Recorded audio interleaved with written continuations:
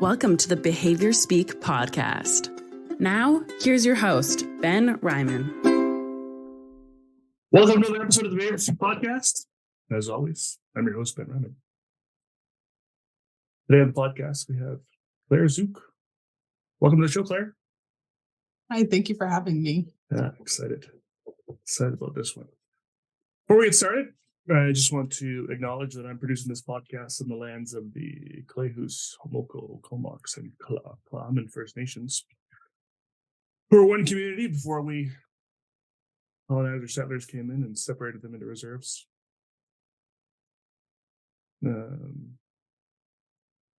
This week in my Indigenous learning was actually pretty cool. I've been trying to expand the podcast more, kind of in different fields, as well as sort of different groups, and folks who listen will be familiar with, the variety of folks I have on. But particularly in the Indigenous lens, I've been really wanting to do more learning in that area. And there's not a lot of folks in our field doing this kind of work that I think identify as Indigenous, or if they are, they're not speaking up. There's some, but there's not many that I know of. I can literally name 4 in Canada, and that I know of, certainly less than 10 in the States. I'm sure there's more, but and so it's been hard to, have those conversations because I can't find anyone to talk to. But I've been expanding into kind of school psych and social work, and some other fields. And I had the great honor of chatting with 3 Indigenous school psychologists from the States who do work in sort of in decolonizing and indigenizing kind of school spaces. And it was a really interesting conversation. This wasn't an interview. This was just sort of a chat to kind of come up with talking points. And it was just fascinating conversation, but also was interesting, that they were hesitant to do a podcast with me. And the reason was because of ABA. It sounds like, and I've heard this from a lot of folks now, that, ABA and sort of the Indigenous worldview do not mesh well. And there's a lot of concerns in that area. So I think that's something I want to kind of learn more about. We're not going to be talking about ABA on that interview, but looking forward to doing that and getting more of that out there. But it's I've certainly heard a lot about. We're going to be talking a bit today about kind of ableism and stigma and whatnot, and I've heard a lot about certainly some of the neurodiverse communities, or neurodivergent community, or neurodiversity community, whatever we're going to call them, sort of perspective on ABA and which is often, a very kind of white-centric neurodiverse perspective.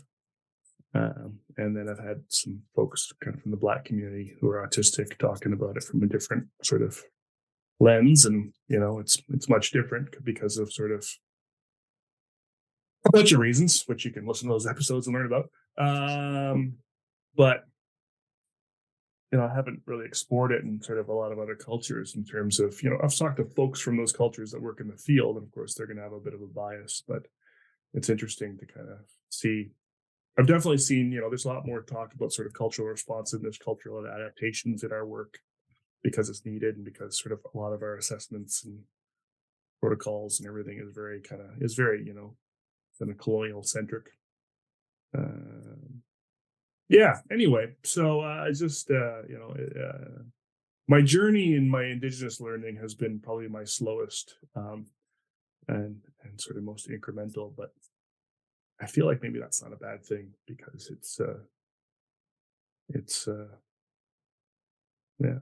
there's just a lot of nuance and a lot of things to pay attention to.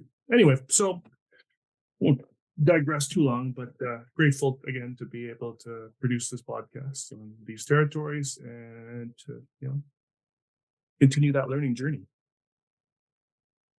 So Claire, we're going to be talking about some stuff that I think a lot of folks are hearing more about, maybe afraid to talk about. Both in terms of I think the topic, in terms of sort of the practical, but the sort of real world sort of applications, but also kind of the technical stuff behind it. I think both areas are scary for folks. I'm looking forward to trying to break that down for folks, and I'm one of them. So I hope I can represent folks out there that maybe struggle with this area, because it sounds pretty cool once you start putting it together. So looking forward to kind of getting into that. Before we do that, maybe Claire, you could just tell us a bit about yourself, kind of, how you got into the field, kind of your sort of origin journey, and kind of what led you to, the Hub Lab and this kind of work. Yeah, so I have been kind of volunteering for individuals with disabilities all throughout my life. But kind of whenever I started to get into my undergrad, I started in the field of psychology, but still wanted to kind of transfer that over to the field of disability as well. And so that led me to kind of searching for a spot to see kind of where I would land, of kind of incorporating both psychology and with disability related fields.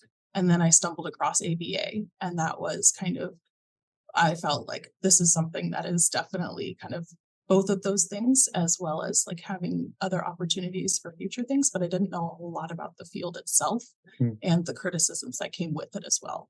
And so that was something that, as I got into my master's program, I just kind of started researching a little bit more within my practicum site as well, working clinically, just kind of getting a feel for the field, I guess, just to kind of see where we would land. But during my master's program, I focused a lot on the experimental side. And that's when I've kind of been able to take those interests of both autism and disability, and kind of working with that with stigma, as well as just kind of studying and how we can start to kind of decrease it. And so that's something that's been informed by my previous kind of experiences of just watching and interacting with individuals with disabilities. And so just kind of wanting to kind of do something and see what the field of behavior analysis can do for the individuals that we serve, specifically within the field of ABA as well. So are you in your master's still, or are you doing right now? Currently, yes. Yeah, okay, I'm still in my master's right now. You're still a master's student. So you're pretty new to all this. Yes, I am pretty new to all of this. This is my second year, but it's been kind of a pretty immersive experience, I feel like. And so I've learned quite a bit in these past, I guess, 2 years almost, just about the field, both clinically and experimentally as well. Cool. I want to tease out some of that, because I haven't had a lot of folks. I mean, I think I've had some folks that are relatively new on, but not too many, and not too many that are kind of coming into the field, already knowing there's a problem with the field. And that's been I think a conversation that I've seen a lot of happening, mostly on kind of social media, I think, around, we've talked a lot about this in the podcast, this sort of anti-ABA kind of movement, and ABA reform, and is that even possible, and all those sorts of things. And there's a narrative sort of young folks, like yourself, getting into the field and either wanting to get out really quick because it sounds so sketchy, or diving deep into kind of how to make it better. What was kind of your vibe, kind of just coming into the master's program, as far as sort of you didn't really know what ABA was, and then you decided to kind of follow into it. Like, were you already aware of these criticisms before you even kind of applied for your master's degree? So not before I had applied. I actually got the experience or got the opportunity to work like as an internship at an ABA facility for a couple months. And so that was my first kind of exposure to the field. And so that was something that experience is what I had, but it was still fairly limited coming into the field. But during that time, that was when I started questioning kind of, why am I in this field? Or what are these things, like, why is it important to stay within the field as well? To kind of further that change and kind of not abandoning all hope kind of just because of some certain things, because in my kind of view, ABA is something that's going to stay for the foreseeable future, in my opinion. And so that's something that, because it is the gold standard of autism treatment. So my view is kind of like, how can we start to incorporate things and like address those criticisms within kind of both practice as well as with the field as a whole. And so that was something that I kind of had that decision right then before I got into my master's program of, I would like to stay and I would like to make a difference at some level, at any level that I can. That's awesome. Now, I'm curious, sort of like, where were you sort of making contact with these criticisms? It was a lot of online stuff. Yeah. And so that was where I kind of, when I first started getting into like my master's program, people gave me like Facebook pages to recommend to follow, just kind of like of groups of neurodiverse individuals that are either providing criticisms on the field or that are kind of just voicing their opinion on things that are currently happening within our world and our society and how those are affecting them as neurodiverse individuals as well. And so kind of looking at the treatment and a lot of personal experiences. And so that was where I had met a lot of the criticisms then. Interesting. Yeah, no, it's sort of neat to hear from folks that are, entering the field in this sort of era of social justice, and particularly, in the kind of neurodiversity movement and whatnot. And I think, a lot of us, didn't have that opportunity. I mean, we came in doing the ableist things for years and years and years, and thinking that was the right thing to do, and not getting it, and then starting to make these connections and try to kind of backpedal, as it were. Well, no, I'm going to do better now, or and blah blah blah, and so it's just interesting to kind of hear, that perspective of sort of just being kind of like, just coming right in when it's already a mess, coming into the mess, but where it's been identified as a mess, and still, feeling like, well, I want to stay here and, and do something else. Because I mean, you could have, because, were other options kind of presented to you? Like, I mean, you were into disability and whatnot, and doing that kind of work. And so it wasn't necessarily ABA that was your initial goal. It was just sort of, you heard about ABA and it kind of meshed well. But, were there other directions you thought about going and before you kind of settled on ABA? Are you a solopreneur running your business alone and need help getting more exposure to your target audience while growing your brand? At Belisle Marketing Group, we specialize in delivering comprehensive marketing solutions tailored to your unique needs. Our team of seasoned experts excels in crafting creative strategies that captivate your target audience, build brand authority, generate high-quality leads, and streamline your business processes. Whether you're seeking a brand makeover, effective lead generation, or a plug-and-play solution that takes care of everything for you, we have you covered. Services can include strategy sessions, video editing, social media management, brand board development, and even a virtual assistant. When you choose Belisle Marketing Group, you're partnering with a team of passionate professionals who treat your business as our own.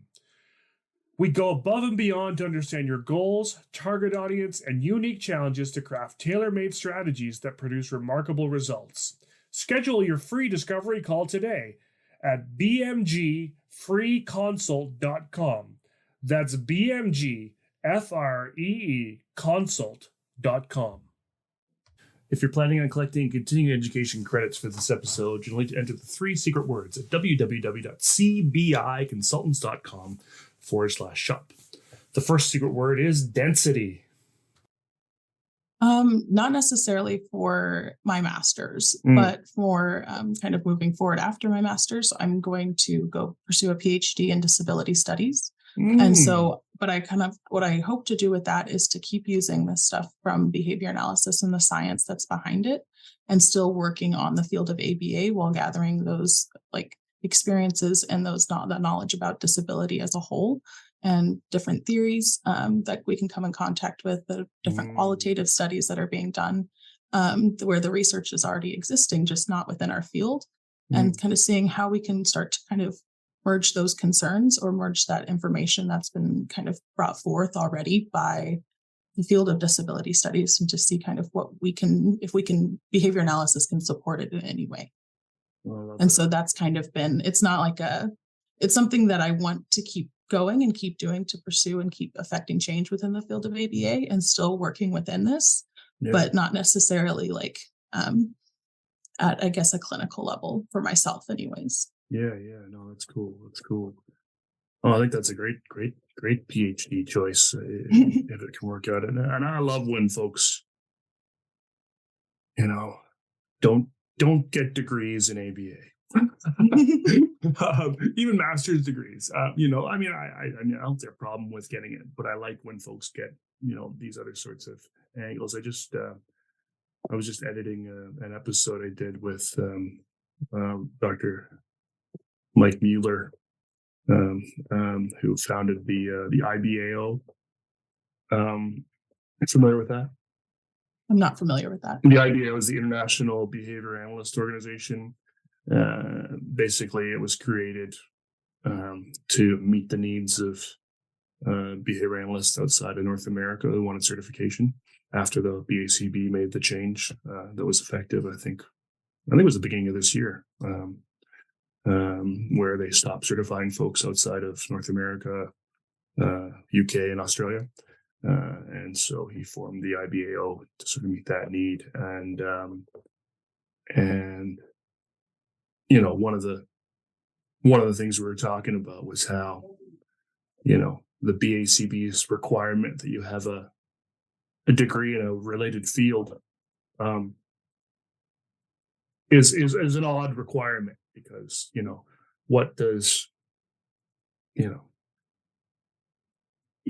because it's the VCS, it's the verified course sequence. That's the sort of the important piece around sort of learning ABA. So what's it matter if you have master's degrees in related fields or not? And then talking to sort of other folks about how,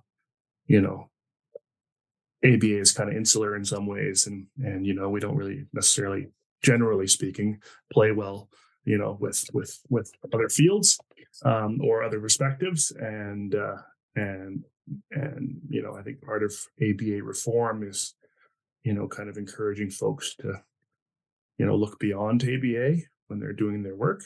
Not that ABA is bad, but it's ABA is, not the only thing that you need to be thinking about. So anyway, I just, it's great to hear that, folks like yourself are not sticking on ABA all day train, and looking at kind of combining things. I think that's awesome. So what was the sort of impetus then for kind of, focusing on kind of ableism and stigma? So that was kind of brought up by my previous experiences and just my interest in disability in itself. And so I've always been interested in advocacy, and kind of seeing what we can do with that. But then I wanted to kind of take it and see what kind of data is important or might be important for the autistic community to have. What data might be good for implementers and practitioners to see, or what would be important kind of like address and have a starting point on the discussion of ableism within either behavior analysis and within society as well. And so that's kind of what this work kind of originated as, is just, I'm interested in ableism as a process and as a behavior, and how can we go about studying that and seeing if we're able to study it at all. And so that was kind of the first step with all of this. And so my interest was mostly just kind of getting that starting point, and then seeing where it can go, and seeing if we're able to kind of demonstrate what autism or what stigma like against autism is like represented as well as how can we start going about disrupting it and trying to affect change as well. So what kinds of things were you seeing? Like, well, first off, just tell me maybe a little bit about, I like this background stuff. I think it's kind of helpful to, get some context and some where these kind of ideas come from. And I just love that, folks that are, kind of in the younger generation are thinking about these things. I certainly, was not thinking about anything that ended with ism when I was your age, and if anything, I was probably engaging in lots of things that started with ism, ended with ism. So what was the kind of volunteer work that you were doing? So I used to work and volunteer for kind of just it's almost like Special Olympics, but with a different name. And so just kind of providing supports and running events for sporting events to kind of support leisurely activities in all types of individuals with disabilities. And then as I got older and started working, I ended up working at a ISL for about a year and kind of working summer camps. And so working in home with disabled individuals and just providing supports as well as providing some interventions. We didn't have a whole lot of contact with ABA in that setting, but now looking back, I see that I could have had the experience to contact ABA in those settings as well, but I didn't. And so that was most of my experience comes from that specific situation where we're kind of taking individuals out into the community, as well as just kind of working with different types of people and different types of staff and seeing their interactions with our clients as well. And so kind of seeing both positive interactions as well as kind of prejudiced interactions, as well as like taking out to the community. We're thinking all of these things. And I notice a lot of kind of stigma within myself as a direct support staff of, I see kind of people looking at us and seeing how people are like perceiving us in this space, as well as me being the person providing support, all of this stuff. And so just kind of personal experience, but not personal experience in the way that I'm experiencing the stigma. It's not being enacted towards me. I just noticed a lot of the stigma that is being enacted towards the clients that I served. Yeah. Right on. Okay, cool. That's that helps me kind of understand why this is such an important focus for you. So, so where are you doing the master's degree? When? Where? Like, where are you? Where? Oh, Missouri State University. Yeah. Okay. And we're kind of going to get into sort of, the lab you work in and some of the stuff that comes there. What made you pick that place? Because it seems like if you went anywhere else, you wouldn't be doing this. I have felt kind of the exact same way. But I'm actually from Springfield, and that's Springfield, Missouri, which is where Missouri State is based out of. Oh. And so I ended up kind of coming back home to just kind of pursue a degree. And I saw that they had applied behavior analysis as a program. And so I said, that's kind of perfect. That's what I want to do. And then the more that I sat with it, talked with a couple of friends. One of my friends ended up applying for the same program and got in, but she had kind of already spoken with Belisle, Dr. Jordan Belisle. And so she told me to reach out and see kind of if there's a spot for me, or if there's anything that I can do to kind of work with the lab. And so that was my kind of introduction. So I ended up there just as that was the perfect option, it seemed like, for me at the moment. And then I realized what a wealth of information that this university has in ABA. Mm. I had no idea until I was in it and realized that this is kind of a much different program, or a program that has a different focus, it feels like, but still like learning those basic things, but learning more of RFT and learning RDT as well, and like focusing on kind of those higher order like learning processes as well. Wow. So just a bit of a crazy coincidence that you're from the town where this Yep. happens. Wow, that's awesome. Definitely. I would never have thought. Because I've been listening. I've been trying to sort of, and folks, will already know what we're going to be talking about here if they're reading any show notes. And RFT in of itself, I think, is becoming, more better known now by more folks in the field. But it still is a not something that's taught everywhere. But there's a lot more folks practicing it. I think there's sort of whole, communities kind of built around it now. But RDT is, it's probably only happening in that lab. I believe it's happening in some other labs, but ours is the primary, like this is primarily where our research is coming out of for RDT.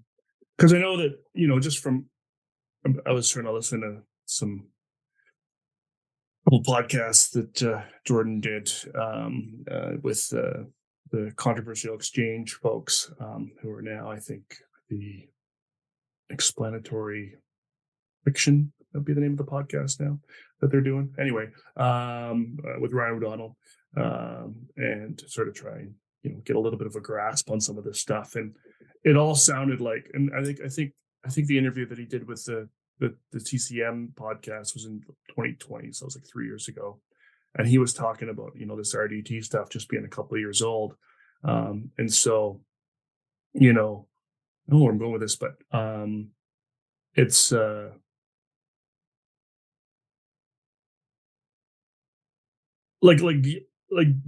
does he have students? I mean, maybe now he does, but would he have students coming there specifically to learn about this stuff? Like, is it known enough in the community that you should go to Missouri if you want to dive deep into this crazy psychedelic stuff that Dr. Belisle's doing? I'm not sure. We haven't had somebody like specifically say that that's the reason that they've come to the lab. Most of us have kind of either are from around Springfield or kind of gone to Missouri State for their undergraduate as well. And so we've just been able to kind of foster the interest of ABA in our undergraduate students. And then they want to kind of go on to pursue they have interest in RFT and RDT as undergrads. And so we have an undergraduate lab as well. And so that's kind of primarily where they start to kind of get their interest piqued a little bit. And then a lot of people do then apply for the master's program there as well to kind of continue their work and to kind of learn a lot more and get further into the world of RDT. Right. So there's just going to be this bizarre phenomenon of people from Springfield, Missouri, becoming experts in this area that no one else is. That's awesome. I guess that's how it goes when you're starting something new. All right. So you wanted to kind of do work learning more about ableism and stigma and kind of analyzing that. Now, what made the work in Dr. Belisle's lab kind of fit well with those goals? So whenever I joined the program, they were already doing research with RDT based in racism as well as with climate change. And so I saw the opportunity to they were already looking at larger social constructs of either racism or kind of larger social issues of climate change. And I kind of thought to myself, what can I do with this? And can I do something with ableism? And the answer from I had asked Jordan if that was something that would be what we could do. And the answer was yes. And so that kind of moved on from there we basically just kind of had the idea to study this. And RDT happened to be the way to study it. And so that it kind of worked out very well of just ideas as well as ways to kind of have those ideas make way for a larger research line kind of later on as I went through the program as well. Because it makes sense, that it would apply. Like, I don't know why it makes sense. I'm hoping you'll be able to explain that soon. But it only makes sense just from sort of from my perspective, from a few podcast interviews I've done. So I did an interview. So what were the interviews? It was an interview with Vic Suarez. Was one interview. I think she was in Nevada, maybe. Rocco Catrone. So Vic and Rocco, separate interviews, both used RFT. Well, Vic used RFT to study bias. And I know there's been a lot of studies around bias in RFT and as sort of a practical application of it. Rocco did a study around stigma with RFT. And so, I should have listened to that episode again before talking to you, because I think that might have helped me today. And then I had another interview with Dr. Kolich from Hawaii who's been doing some work in stigma as well, but I think not necessarily from an RFT lens. And so, yeah, I could see some of it. So maybe before we kind of break down how, what your work is and what you've been looking at, I think it might help me, and certainly I think some folks in the audience, to have sort of a little bit of a breakdown of what RDT is, and maybe even starting with, RFT and leading into Definitely. RDT. Now I know there's some papers out there that are crazy to read. And again, I'm going to reference those podcast conversations that I listened to because they were helpful for me, but they were also, I had to have, a good night's sleep, good meal, cup of coffee, and be walking so that my brain was working to really kind of focus on this stuff. There's a lot of pieces to it. Interested to hear sort of from the grad student perspective, kind of what this whole RDT thing is and where it came from. Definitely. So kind of with both RFT and RDT, kind of the main point of interest is language. And so the language is kind of one of the most complex behaviors we as humans have as kind of this complex being. And so we've got kind of like a lot of problems that can happen with language. And so that is where those questions emerge that RFT kind of sought to answer. And so RFT is kind of this behavior analytic account of human language and cognition. And so basically kind of the main point of this is that we have relational responding. And so this relational responding kind of allows us to respond to one thing in terms of another without us having us directly learning it. And so where we have one stimulus, we are able to kind of relate it to another thing without having being taught it at all or being provided that history of reinforcement with it. We're able to derive that relation out of it. And so that's one of the kind of the main components of RFT is that we have this type of like arbitrarily applicable relational responding, which is kind of a bunch of random words of basically just kind of we kind of respond to things on the basis of kind of a socially established relationship of the stimuli. So it's been given a value by either like a history of contact with it. So think like with dog has a history of like, we have things that we relate it to. So hearing a bark, we can relate easily to a dog. Hearing the word dog, it relates to an image of a dog. And so all of these things we respond to because we have put value on it for those to be related together. And so we also do this, that's kind of the complex part of it. And then we have kind of just non-arbitrary relational responding as well. And so that's just kind of relating things on the basis of either physical properties and formal properties. And so that's one where we just kind of, we know this is a certain thing. So if I look at a dog, I know that's a dog. And so that, or not, I look at kind of a dog and then we have an elephant. I know that if I go, which is smaller, the dog is smaller. And so we base that off of the physical property of the specific thing. And so both of those things, those types of responding are pretty important for for RDT as well. And so kind of why RDT kind of came about was that there's previous history with RFT that doesn't quite fully account for some of the changes in the responses that are being made. And so that was where RDT kind of sought to answer some of these questions.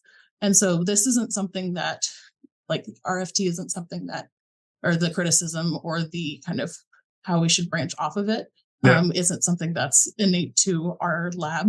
This is something that's been done kind of historically, not so RDT is just kind of one way that this has been looked at.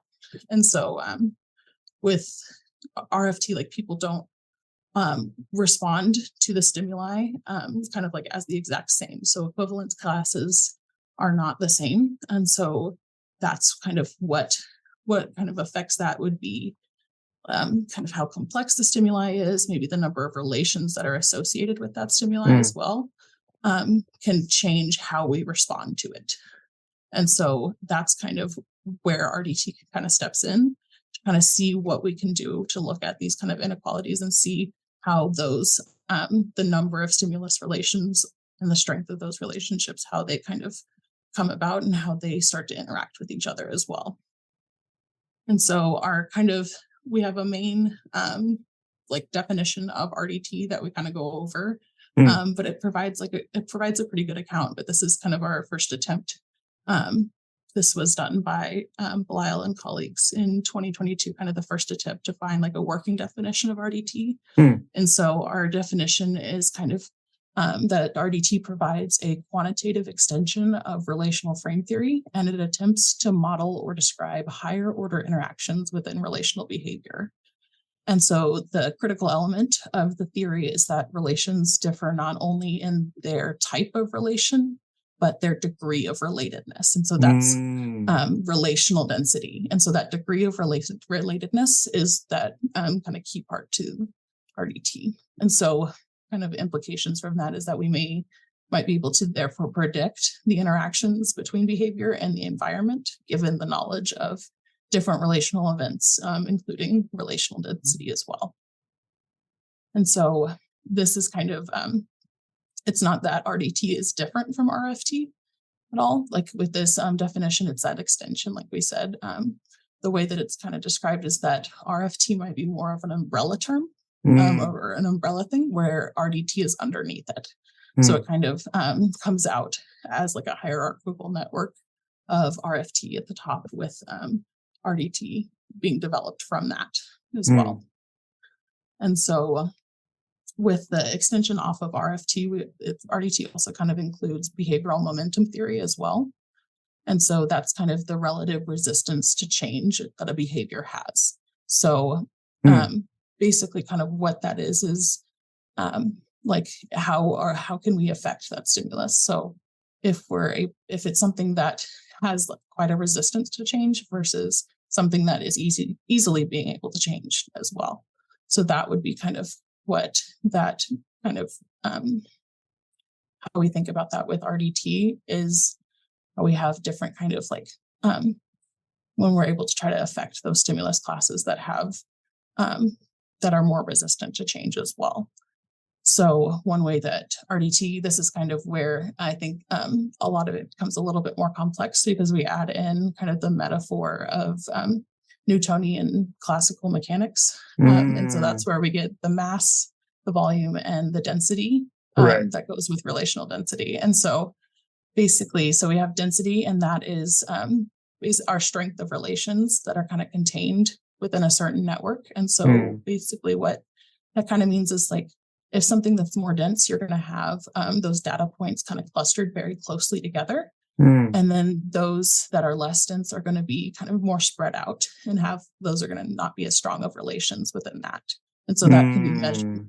And then that can be measured quantitatively with the distances between each number of stimuli as well. So we're able to measure kind of the degree of relatedness or the strength of that relation as well. And then we have kind of volume, which is the number of relations that are contained within the network. So those kind of have, that depends on whatever your network would be. So those with higher numbers or higher volume of network are going to have more stimuli within them. And then those with less volume will have less number of stimuli within them. And then that all kind of plays into relational mass. And so this is the resistance to change of that relational network. And so we have those clusters of stimuli that are highly dense as well as have a high volume. Those ones are the most resistant to change, is what has been found through previous research. Okay. And so, but those with low volume and low density are more easily able to be changed or to affect change towards them. And so how that kind of plays into kind of the topic of ableism. Yeah. And as well as racism or any of the other kind of areas that we've studied so far, of that these processes are very kind of socially ingrained within our society. So what we've kind of found so far is that these networks are highly dense and have a high volume, and so that they are more resistant to change.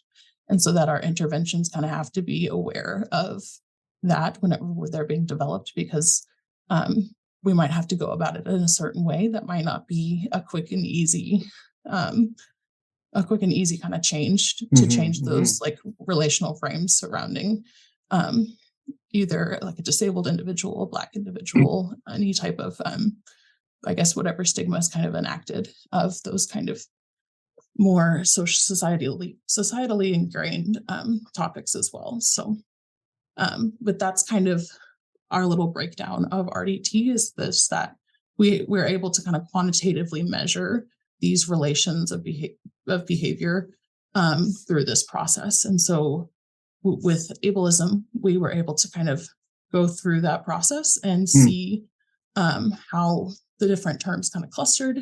And we looked at language in particular, language surrounding autism. And so we looked to see what terms kind of clustered with the negative and what terms had that high mass with the negative versus those terms that were kind of in the relational network of the positive as well. So that's kind of what we did and what we sought to do for kind of our first thing. But then we kind of go into a little bit later to try to see how dense those relations are and see how we can start to affect them as well, and seeing if we're able to kind of break up that coherence or that like the high dense, high volume network and start to kind of disrupt those relational frames as well, or disrupt that relational network, I guess. Okay. Well, I think I kind of understood that.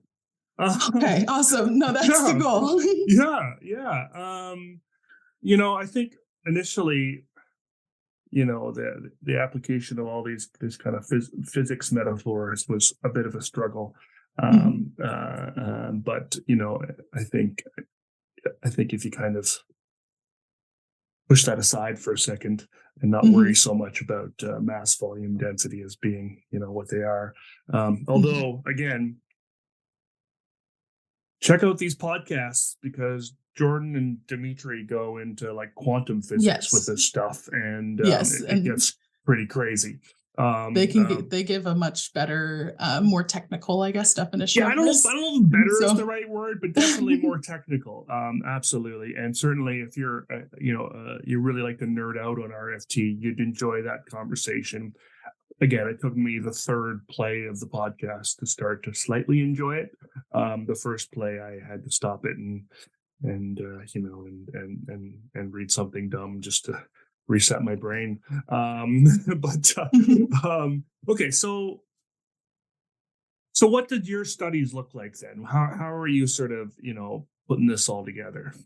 Gotcha. So the first one that we ran was just our basically an insight of, or a basic RDT study is what we did. And so what we did is have participants go through a process that is called a multidimensional scaling procedure. And so basically what this is you are kind of provided two sets of stimuli. And so in this case, we use kind of different descriptor words that were either stigmatically positive or stigmatically negative, that were kind of associated with disability. So our negative words were deficient, outcast, as well as deficient, outcast. And then we had, for the positive terms, we had integrated and capable. And so just kind of like pretty words that will kind of create stigma if they're attached to an individual person. Right. And so what they did is they related those words with different labels that have been associated with autism. So be that person first, so autistic person first, person with autism, and then identity first, autistic person. Right. And then we also did high functioning and low functioning labels of autism. Right. Yeah. And then we also did the current DSM diagnostic levels of requires support, requires a substantial support, and requires very substantial support. So we were kind of looking at different types of language that are either used both within professional fields, but then also used like colloquially within society as well, because we often hear high and low functioning. And then we often hear kind of person first language being used within society. And then we also hear person first and a lot more of that categorical description of autism within practitioners as well. And so what we kind of looked at was they related all of these words together, and they have to relate all words to every other word. And so that gives us kind of this picture on a geometric space. And so what that kind of represents, or what the MDS does, is that we kind of put it into a space that has a visual representation of the relational networks, or the relational, like of the relations being plotted onto this graph. And so that kind of makes visual analysis very easy, as well as kind of a quantitative analysis as well. We can get that with this as well. So basically what that ended up looking like was we had those clusters, those data points, and I put onto that multidimensional scaling procedure, and then we're able to kind of pinpoint where those relations fall and where those like specific terms fit into what network. And so our main like area of interest was the positive network and a negative network. And so I guess we can kind of go into what we found on it, or get some more information on the background of that.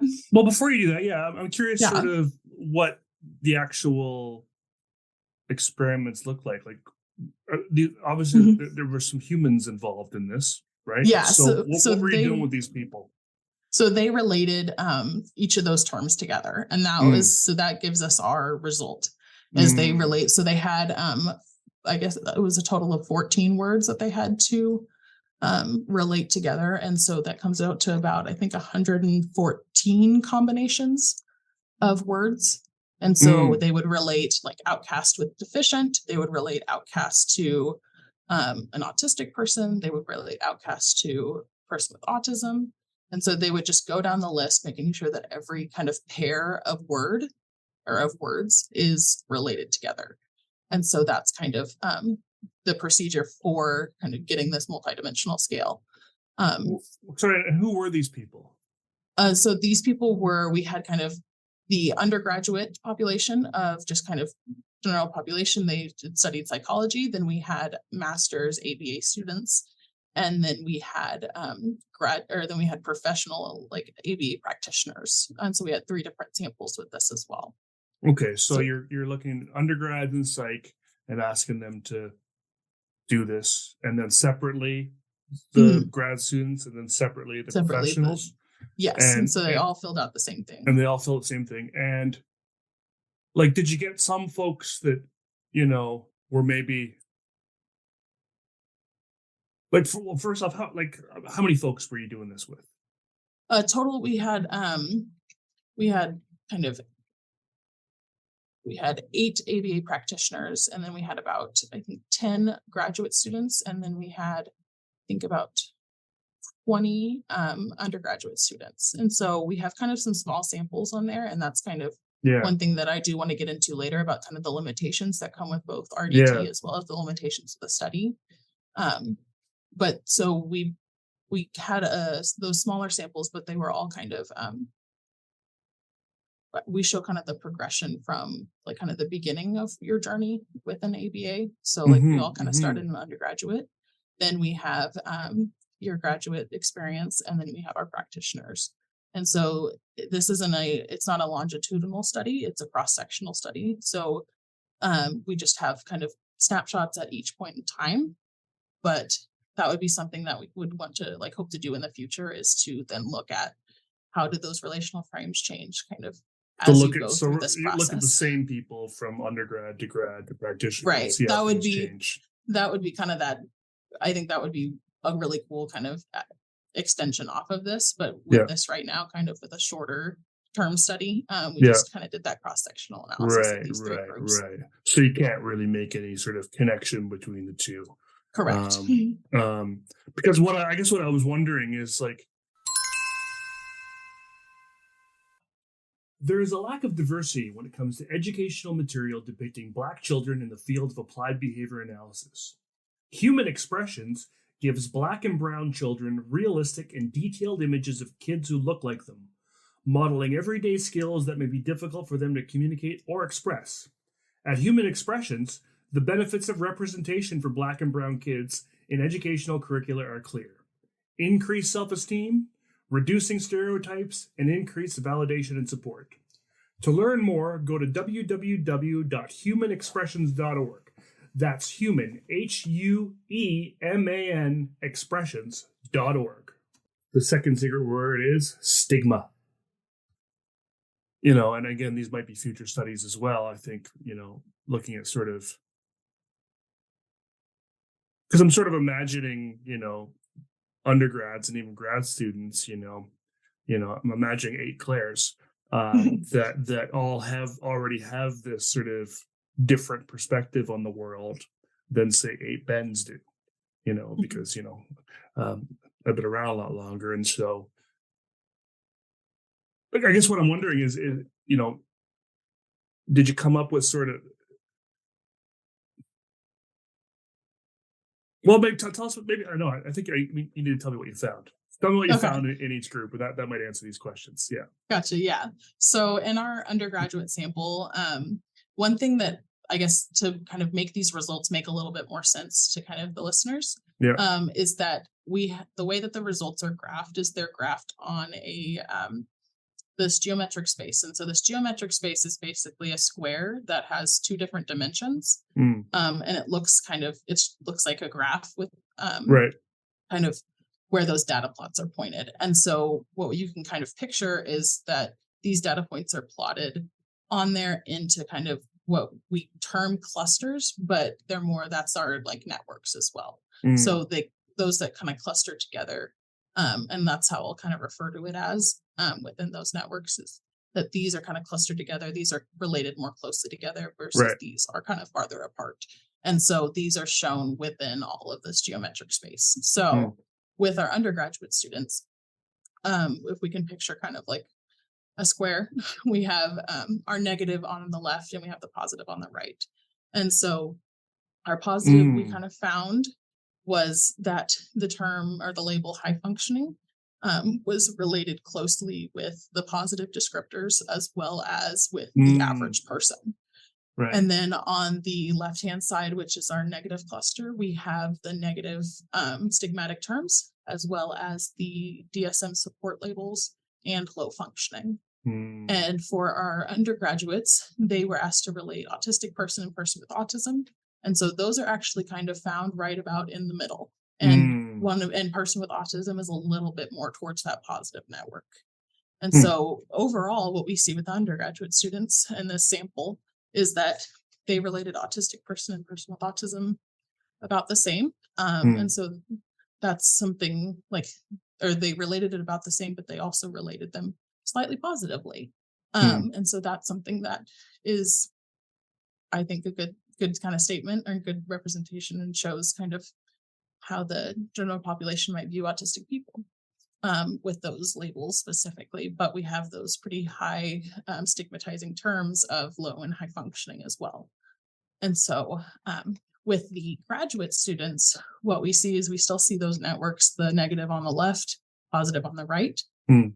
Those support labels still cluster negatively, and so does low functioning. And then on the right with that positive network, average person and high functioning are still clustering with that positive. And then what we see with autistic person and person with autism is that it starts shifting more towards that negative network. It's not fully in the network, but it is moved from kind of slightly to the right to slightly to the left. And that's both of them moved. Yes. Yeah. Both of them moved. And so that just kind of shows a little bit of like the views of just kind of the overall, I guess, of referring to an autistic person. I feel like those two terms are more representative and have like, or as opposed to high and low functioning, which are very stigmatic. And so those have been pulled tightly with those negative descriptive words as well. And so this kind of starts, it makes, I guess I'll wait to get into that a little bit, but we kind of see that like those denser relations are kind of pulling things in a little bit, is what we're starting to see. Right. And so with this is especially kind of shown within the practitioner sample. So what we have is that we have the negative network still being on the left, positive network on the right. Support labels as well as high and low functioning stay about the same. However, we see autistic person with autism being related very closely with the support labels, and those support labels are being the support labels are a part of that negative network. And so we see the negative network kind of become like, we see autistic person with autism kind of pulling very closely to that negative network. And whenever we measure those distances between all three samples, we see in the undergraduate sample that those distances are closer to the positive network. And then in the graduate sample, they're closer to the negative for autistic person. Wow. And then for the practitioners, both of those those distances are shorter and are closer to the negative network, kind of representing that they're being related more negatively, like within practitioners. And so one of the kind of implications, I guess, of this is those networks that are, those negative networks are fairly strong. And so we see kind of the lower density, or we see kind of higher volume, higher density within these negative networks. And so we see kind of practitioners are kind of relating them more negatively, but they also kind of are being related more towards that support label specifically. And so that support kind of, in my opinion, it kind of makes sense to me in my head of ABA practitioners are the people who are providing supports to autistic individuals. And therefore, autistic individuals are related to kind of that requiring support label. However, those labels are being related negatively as well. And so it kind of shows that like we kind of get more information, the more and like more interaction, the further we get into the ABA field. And we're seeing that we're still evaluating those through kind of pre-existing networks, and that network is negative. And so even though we're acquiring all this new information about autistic individuals as practitioners, that this group in particular was relating that through their own like previous relational networks that happened, like that are negative. If that makes any sense. It totally makes sense. And so I was like, I think it makes sense to me. No. And so, but I mean, obviously, I'm, and you've already stated these and acknowledged that there's a lot of limitations here. I mean, first off, the numbers obviously are, of folks you had kind of coming in, probably how you selected those folks, is a piece. I wonder about the age of the folks. I'm curious how old these, practitioners were. They were, honestly, I think their range was probably, their average was about like, I want to say like late 20s, early 30s, probably around 30 was the average. So we're still relatively young in the field, so like it'd be really interesting to look at, professor emeritus, folk, Right. and Definitely. and see what they're thinking. And also folks sort of certainly from different backgrounds, different ethnic groups, different identities and cross sections would probably all, and even more interesting would be to see, autistic practitioners themselves, Yes. And I bet you there's also, some of that still probably even applies to them, because I know I hear a lot about sort of, stigma and stigma within groups, and we talk a lot about sort of, racism within, within the marginalized groups themselves, towards each other or about themselves or their own perspectives. Yeah. So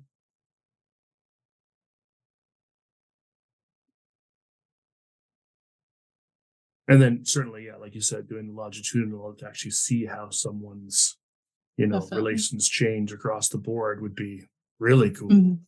Yeah, that was something that I think that like we hope to do for the future, because that would kind of show that exposure to ABA and as through like a progression of, because it is a progression. We start as not having really any information. Like if I look at myself, I had practically no knowledge of what ABA was or kind of behavioral principles going into it. Then going to graduate study, you're learning those interventions, you're learning those things that are kind of shrouded or very much focused on like the deficits and kind of addressing those deficits and providing support for those. Whereas we're not like, that's something that we wouldn't be aware of prior to kind of that education. And then as you go into the practitioners, you're actually implementing those specific support strategies and those interventions. And so it kind of shows kind of the, like, I guess, the more kind of ingrained you are within ABA and the more information that we kind of get, we're evaluating that through those existing relational frames. However, that's not being done kind of, or it's showing, at least with these results in these populations, that it's being done negatively as well. So let's just say, for sake of argument, just to kind of have a conversation about it, because this is all early stuff for you. Well, first off, did you do anything else? So we did a couple other things that we did with it. Let's hear about those first. Yeah, so our kind of second study that we ran off of this was not an RDT study, but it was a biased preference response. Okay. So it was basically kind of, we took the first study looking at just kind of how relational frames exist around autism. And then we wanted to see kind of how do these existing relational frames, how does that affect a person's preference for an individual to perform a certain task? And so this kind of, these tasks kind of varied. One was a vocational task. One was a kind of social relationship task, as well as we had a childcare task as well. So it was kind of how likely, or on a scale of 1 to 10, who would you rather take care of your child, an autistic person or an average person?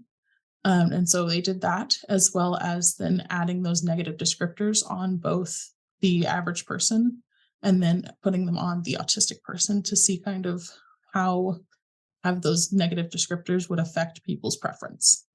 So basically, this was just done with one population of participants. Okay. And so they went through this whole process of relating these, and it looks very similar to the MDS procedures. However, we did it kind of, the best way to kind of think about it of the graph is we do kind of things that are related more closely, or so the things that are like higher, or the more preference, I guess, of an individual kind of is indicated with, I guess, different, just kind of, we have, if there's more preference, then the line, I guess, goes more towards that person that they prefer. And so what we see, I was like, the visual analysis of these, of both kind of the first study and the second study, the visual analysis of it is kind of, it shows a pretty stark difference and a stark preference. And so kind of talking about how to analyze that visually versus just talking about it, I feel like I want to kind of express that. So what we saw was that kind of in all of the scenarios was that the average person was preferred. And so and that's not surprising, right? No, that one's not. Yeah, and that makes sense that it would be the opposite. I mean, if you're labeling folks sort of as, if you're making these sort of strong relations of negativity towards, autistic folks, people with autism, then it makes sense. It's not right, but it's not a good thing. And this is the ableism, right? I guess that we're talking about here, right? Yes, So it makes sense that I would, from an ableist perspective, that I would prefer the more able, folks on the right versus the folks on the left. Right. And so the thing that we kind of like, one of the really interesting things is that like when an average person and an average person are put together, like put up against each other, they're equally likely to be chosen as the person. Then when you put an autistic person and average person, the average person is more likely to be chosen. Yes. But then whenever you add in the negative descriptor on the autistic person, we see, if you think of it like a scale, we see that go down with the average person going up. So because they're starting kind of already, even without the descriptors, they're starting at a disadvantage. Right. Then when you add that descriptor, it just kind of exacerbates that. Right. And so, but then whenever we put it on the average person, put that negative descriptor and take it off of the autistic person, we see it even out. So we see the average person with a negative descriptor, and then an autistic person having the equally likely chance, even though this average person is described as unhealthy, deficient, outcast.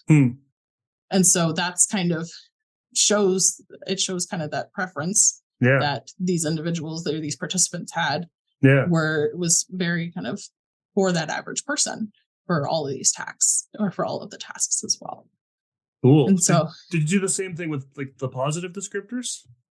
We didn't do it with the positive descriptors. We were just kind of looking at that negative stigma. But that would be kind of an interesting extension to kind of look at it with those positive. Cool. But then you were talking earlier about kind of like replicating this with a wider group of participants, a larger group. And so that's something that we're actually kind of hoping to do. We have a grant actually from ACBS to kind of look at how we can start disrupting these frames. And so we actually ran a pilot study that looked at kind of the coherence, or those like looking into the strength of those relational frames surrounding autism. And so what we found was just that people were evaluating this information based on existing relational frames. And so when new information was added to try to disrupt this, so we utilize counter narratives, or small short counter narratives. When they got that new information, they were still evaluating it negatively, or and they were kind of putting stigma towards that individual. It didn't change it. It just kind of, people were just looking at it how they usually look at it, and kind of taking in that information that way. And so that was kind of the initial study to see how hard or how difficult it would be, and how much kind of intervention might be necessary. And then so with the ACBS grant, we hope to find and work on interventions to kind of disrupt these relational frames, but then also doing this in a more representative sample, a wider range of people. And we're still be able to run the MDS procedure. And so we'll still be able to kind of see the results in the relational frames pre and post of a representative sample of people. And so that would actually give us a better look at what ableism kind of looks like, either at a broader area. So cool. Yeah, I think that's our next step for kind of all of this, is that study. And so we're going to kind of take what we've learned so far with these 3 separate studies, and kind of look about how we can move forward and what we can do, what we can do to disrupt these frames. Because what we found is that the smaller counter narratives didn't necessarily work. However, we can play with the dosage. We can have much longer counter narratives. We can have more interactions. We can do interventions of diffusion and acceptance, and kind of incorporating ACT in there, or just kind of a whole bunch of options that we can do with this. But then doing so in a representative sample, I think, is something that I know that I would love to have, and kind of having that kind of specific indicators of what, I guess, because there's a lot of things that kind of impact how people view disabled individuals, whether that be culturally, as well as just kind of interactions with disabled people. all of these things. And so that's something that we hope to kind of look at, is just these different interactions as well. Man, the sky's the limit for this stuff, isn't it? I mean, Definitely. Like I'd love to see that longitudinal progression where it's not psychology and it's not ABA. So what's a bunch of sort of, undergraduate math students who then go into graduate school in math and then become math teachers, and what their sort of perspective is. Because, is it the ABA training and the ABA experience that's making the stigma stronger, or is it just life? Right. As other things because I mean, it seems like the intervention right now is going to be sort of, because this is just, I mean, and this sort of is a good way to sort of just conceptualize the importance of early intervention in general, because these relations are just weaker the earlier you kind of get into these sorts of, connections. And this is sort of that, I guess this is kind of that learning history kind of idea, that they're stronger and more coherence as you kind of go along. But I kind of wonder about, I wonder about that. Like, I wonder about sort of, comparing universities, so, what's sort of, and I'm just naming these off the top of my head. I don't know that these are I'm not saying these programs are negative or positive, but sort of, what do those relations look like for someone that's, went to Western Michigan, an old school original university, to someone, who went to, one of these newer online universities, to someone, who's did their training in, in Egypt, and what did that look like? And then start to look at the differences between the trainings and the courses, and, and the focus of those professors. And like, it's nonstop. Definitely. Yeah. That's somewhere that I had kind of, I guess, hoped to take it to, is kind of how we can use this to look introspectively at our field. Yeah. Because if this is a viable method for intervention, or if it's a viable method just to study what autism stigma within a specific organization looks like, because that's what we can do with RDT, is it looks at that. Like, that's the limitation, but it's also, I think, a strength at the same time. So with RDT, we have those smaller samples only represent the relational frames within that existing group. And so that's why we're not able to generalize it outside of. But when you're looking, or we're not able to make like larger inferences about the field of ABA with these results, it would need more research to look into if this is a common phenomena, or if it's just this one program, right? And so looking at how we can look at specific programs and look at, like you said, their course sequence, or looking at like, what is this place doing that's promoting maybe a less stigmatizing program versus what's this program doing that's maybe making it worse. And kind of evaluating these programs at the start, because that's where we start. That's where we all start. We all start with, or that's where we get the most information, is in our graduate program.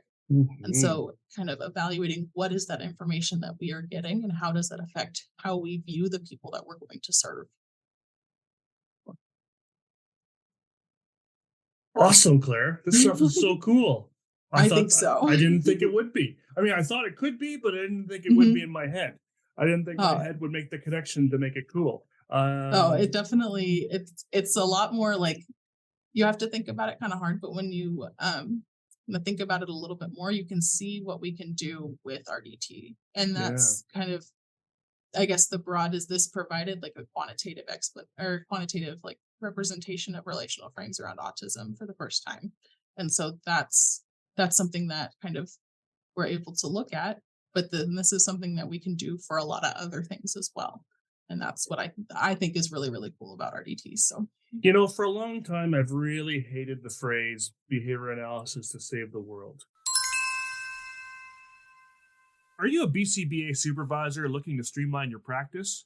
Or maybe you're working towards your BCBA and need to find the right supervisor. Homehouse offers tools that make supervision so much more enjoyable for both supervisor and supervisee. For supervisors, they offer easy meeting documentation, competency tracking, monthly verification forms, a built-in supervision curriculum, and so much more. For supervisees, Whomhouse has a fieldwork tracker with built-in auditing, monthly verification forms, a curriculum, quizzes, and more. If you're looking for a supervisor, they even have a supervision marketplace where you can connect with BCBAs until you find your perfect match, kind of like professional dating. For more information, go to whomhouse.com/speak or search Whomhouse on Google. But this sounds like something where maybe we could actually do some good with, and that's gotta feel pretty good. Yeah, it does for me a little bit. It gives me a little bit of hope to keep going and keep researching this, because if we're able to do the things that we've kind of said on here, that's, I think, a step closer to where we should be as a field, to be that more critical of ourselves and how our language and how our kind of interactions and how that can affect other people. And especially if we're able to kind of address those things and we're able to kind of fix ourselves, then we might be able to look a little bit more outside of ourselves and more kind of towards kind of directing how we can create change within other fields as well. Because if we can create change within ours, with ableism or with other types of like kind of constructs like racism or sexism, then that might be something that we can then say, hey, this is what we've done within our field, and this is how we've made it better from going from this area of where we're viewed very negatively. And kind of we've done the work, because it's not going to be something that we can quickly change, because we've created like long-lasting impacts on individuals that have been negative. And so that's something that needs to be kind of aware of through this entire process of creating change, of like, are we still creating harm, or are there things that kind of maybe don't address everything that we need to? And that's why with this research grant as well, we're hoping to get, or we plan to get kind of the input of autistic researchers and autistic individuals on these interventions, because that's something that we want to be aware of and want to be receptive to, is the kind of the commentary from the autistic community. Because if we're fixing ourselves to be one way, that it might not fix everything. And so kind of seeing, maybe like getting that perspective of other people and autistic individuals that have criticisms of a field, and seeing those, because again, there's that thought of throwing the whole field away, but seeing kind of where we can not do that, where we can kind of branch out from that. I'm so glad you said that, because I could totally see this backfiring. Yes. I think the science is sound and the procedures are sound, but if in the end it's still, white neurotypical folks that are deciding what's positive and what's negative, then we're just, then we're doing all this stuff to, it's still problematic. So if you're going to get the voices of the folks who are, the targets, I guess, of stigma and ableism, these should be the folks that, articulate what the positive outcomes should look like. And then you can create an intervention that can get them there. But also, is that intervention going to be,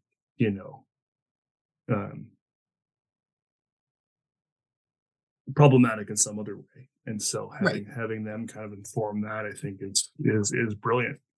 And that's something that kind of is something that I try to keep in mind with all of this research, because we have been, I guess as a field, we have been very data centered on kind of these experiences that have been brought forth by autistic individuals. And so they're bringing lived experience, however, not being listened to. And this does provide quantitative data for stigmatization of autism, but this is not a replacement of like lived experience. Those values and those personal accounts of stigma and prejudice and discrimination are more important in my and this is in support of And so that's why, like, kind of this further research as we go, like keeping that in mind of we don't want this data to be the overshadowing thing, because it's not coming from this part, right? That we just did not come from the autistic community. I've talked with people kind of after the fact of what we can do. And that's something that I see as a limitation for myself on this original study, is that we didn't get that involvement with autistic individuals for the development of this. But there's kind of moving forward, knowing that that's something that we want to kind of keep consistent and keep kind of a focus, that's something that we want to keep doing to make sure that these interventions and these studies and things like that we're running are not causing more harm, and they're actually something that is socially relevant for the autistic community. No, super cool. And I love the idea of, you got to get the the folks that are being stigmatized are the ones that should be describing what that stigma is, and giving you those labels, and then you can, do your research around sort of, because the other thing, so you run the risk of sort of,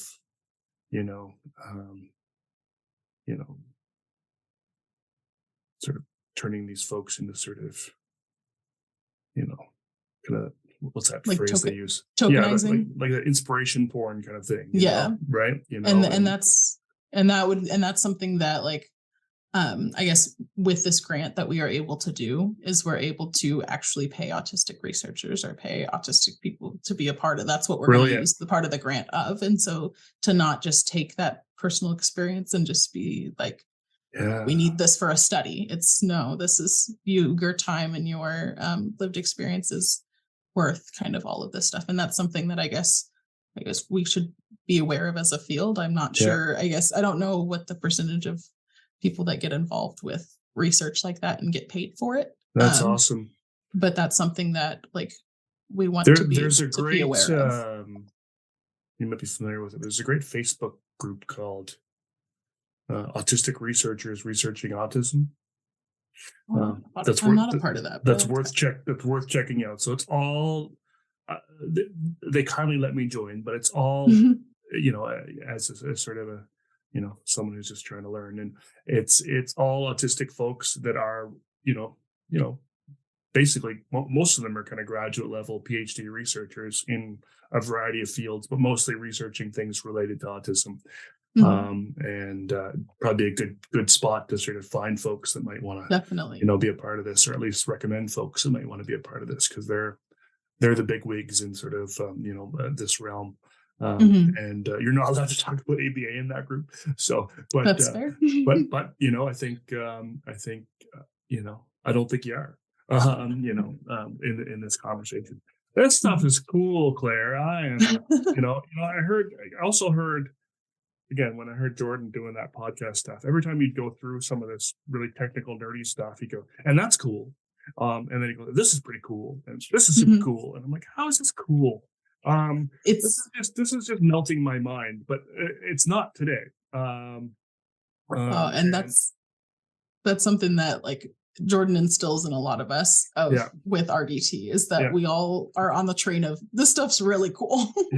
And we like to tell a lot of people about it. And so kind of knowing that we're able to do that for people is awesome. So. Well, I think you've done a great job doing it. If I understand it, I'm pretty sure there's a good chunk of folks that are listening that maybe didn't understand it before that will understand it now. That said, I did have, some of the stuff that you sent me in front of me. So, if I don't know if this document is shareable, but it would be nice to sort of include something for folks to kind of maybe have to reference, because it really helped me to have this in front of me while you were talking, just to sort of go, oh yeah, because I had these graphs in front of me with the negatives and the positives, and it definitely helped my brain wrap around this. So if this is something we could share, or if you have something else that maybe we can share sort of after the fact that we can add on, that'd be great.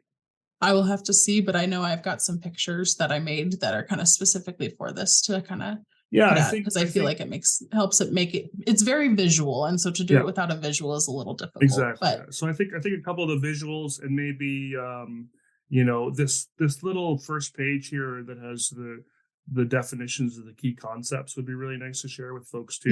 Mhm. And I might even just type those in the show notes. I don't think any of that is private knowledge. It's just definitions, but it just helps Right. to make those connections, because I do think initially the physics stuff can throw people off.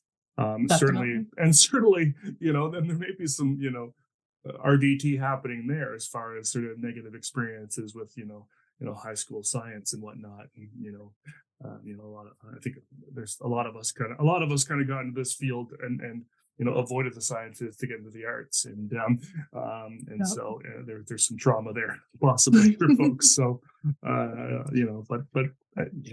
really, really cool research. So you're probably when you graduating, when you done the program? Done with the program, I guess it would be in July is when I'm fully done. Oh, Or June or July. And then are you planning to sort of stay with the lab after that and keep doing some work, or? So I'm going to transition to my doctoral program, and I will be working with Dr. Mark Dixon up there, because he's actually at that program as well. And so Oh. I'll still be working. I hope to still kind of collaborate with Hub Lab, because we still are working on a lot of stuff. But there's a lot of kind of interlab work that might be done kind of in the future. Oh, okay. So this PhD is still going to involve some of this kind of work. Oh, that's Definitely. awesome. Yeah. So Wow. that's been my hope of I want my coursework and kind of the PhD process to be a lot of disability study, but Yeah. I still want to use the science of behavior analysis to do research and Yeah, incorporate yeah. that stuff in there. Fantastic. Well, Claire, I this was awesome. I learned a ton today. And I'm kind of excited to nerd out on some of these articles now that I wouldn't have ever wanted to touch before. So I appreciate that. Well, we definitely have a lot of kind of articles that are currently being published and getting put out that are more on this RDT stuff. So that would definitely be kind of on the lookout for everybody. We're publishing kind of a lot of stuff right now related to RDT. This is called the Hub Lab. Is that right? Yeah, it stands for Humans Understanding Behavior. Very good. And so very good. we do have a website and then a Facebook page as well Perfect, page is where we post more often on. We'll definitely put all that in the show notes for folks to check out.